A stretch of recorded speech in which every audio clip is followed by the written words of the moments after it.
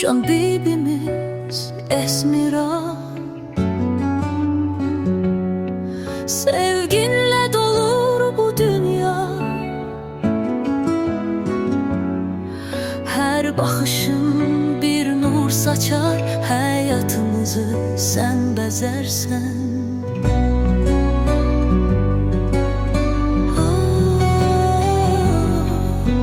Sözlerin melhem kalbe,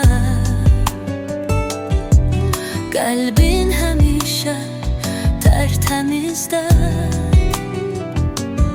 Sevinerek geçer zaman biz senle, her an, her bir yan.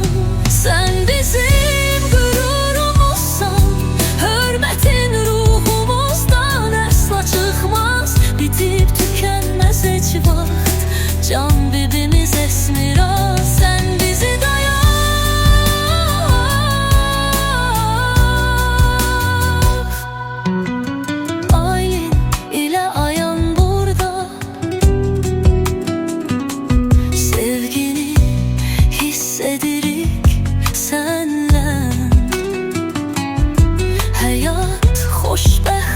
bu kadar sanki bizimle ebedi zafer. Gözlerinde deniz var, ışığı həmişə yandırar. Her məhəbbətin ışığı sen, can bibimiz, yüreğimizin rəhni sen.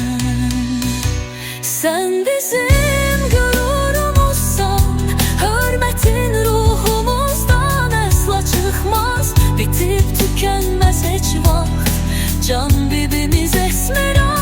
Dünyamızda mərvər.